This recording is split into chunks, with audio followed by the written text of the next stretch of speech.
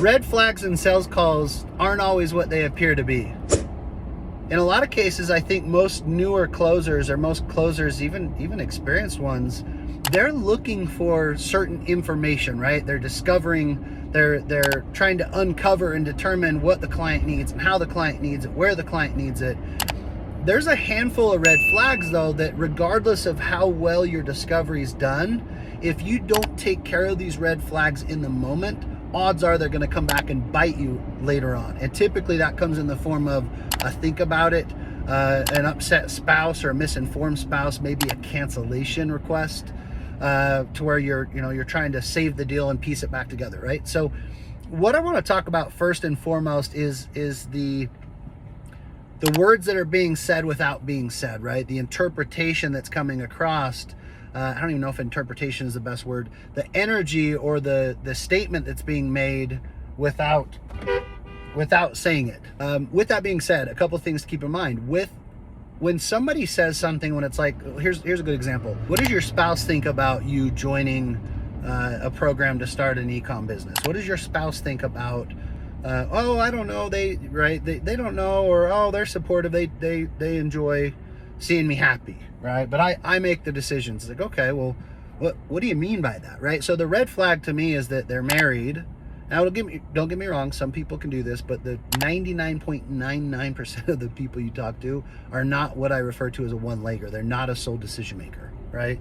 Especially for a program or product that's thousands and thousands of dollars, right? So when somebody tells me that, I'm naturally kind of on the defense, and I don't let them know that, but it's well, what do you mean by that you make the decisions, or you're the sole decision maker, right? I'm gonna make them tell me, and I'm gonna dig deeper and deeper and deeper, and almost every single time it comes out that they're getting their spouse on the next call with me, right?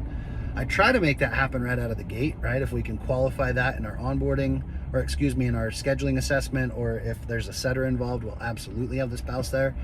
But if you're taking warm traffic out of like a YouTube funnel or Instagram funnel, and you're just getting right on the phone as the closer, these things are going to play a big part in the way that you do business, right? So the red flag for me is that they say they're the decision maker, but they're married. It's like, oh, okay, well, what do you mean by you guys, you make the financial decisions? Like, where have you done that in the past, right? Or, hey, can you give me an example of somewhere where you started a new business or made an investment without your spouse available?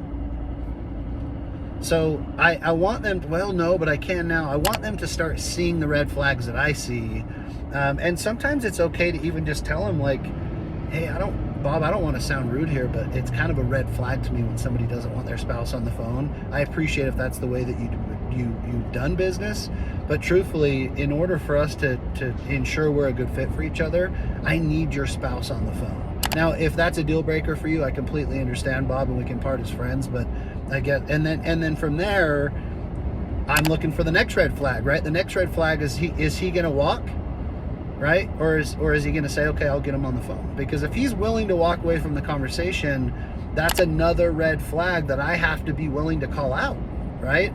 It's like, well, Bob, no, with all due respect, you just got through telling me that you need to do this, you have to do this because of XYZ reasons. I'm going to list them off. But you're willing to walk away from it because your spouse has to be present? Help me understand that, right? So the red flags I'm looking for, you guys, is it's even something like, hey, what does your spouse think about it? Oh, they're just kind of on board with whatever I want. Hear what that answer really says. I just don't want to take the time to explain to you what my spouse really thinks about it, or I haven't talked to my spouse about it. All right. Now, I've used a lot of spouse, red flags on the spouse, but it could be as simple as like, hey, when it comes down to starting a business, having good credit will open a ton of doors for you. What's your credit look like? Oh, it's pretty good. When I hear pretty good, I hear it's probably pretty okay, right? Nobody that has good credit, excellent credit, if they have an 800 credit score, nobody's going to say, oh, it's pretty good. They might say, oh, it's good. Yeah, it's really good. That's actually 750, 800, right? When you say pretty good, what does that look like? When's the last time you checked your scores on the 3 bureaus? So see how I'm constantly, if there's a red flag, I cover it, and I cover it right now. right? Because, and there's certain little things, you guys, it's not like we're going to nitpick them and pick them apart. There's little things where it's like, they might make a statement about something that's a little wishy-washy, but if you've got to figure out the difference of, is it something I'm willing to, is it a battle I'm willing to pick, and does it make sense for me? Is that going to be a roadblock in the decision-making process? Are they using that red flag as an out to get off the phone with me without making a decision, right? So some of the other areas that I really want you to pay attention to, if you're on a high ticket offer, you've got a service offer, coaching offer, it doesn't matter what it is. The things that you're looking for are where are the areas that anybody could weasel out of saying yes to this if they're a fit, right? We don't want just a yes on everybody. And I don't mean just a yes to please you. I'm talking a yes, let's roll up our sleeves, here's my credit number and my credit card number, let's get started, right? So what are those things? Well, those things can be everything from the way that they talk about their credit. If we're talking about cash, maybe your offer is they need to have a decent amount of cash. I know a lot of like the automation offers, they've got to have a lot of credit, and cash is king too.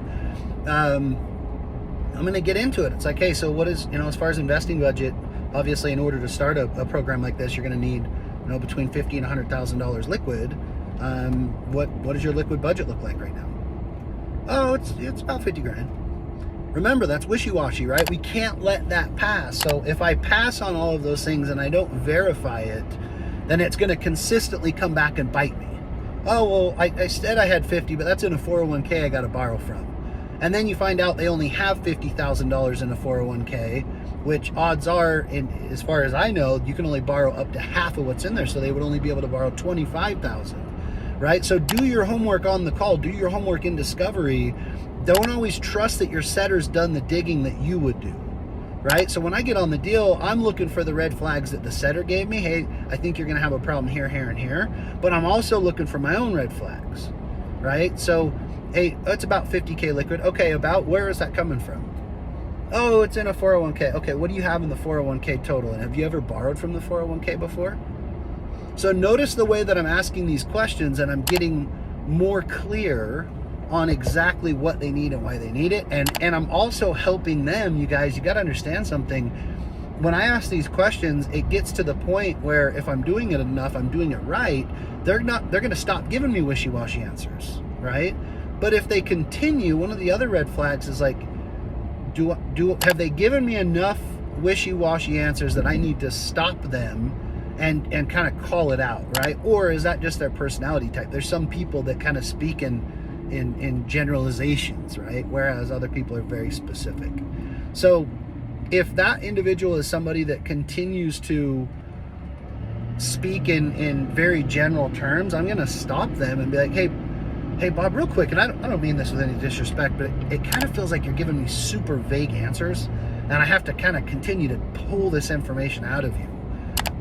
Have you had a bad experience in the past? I guess I feel like I typically don't have to work this hard to have a conversation with people to get an idea of where they're at and whether or not we can help them. Have you had a bad experience in the past?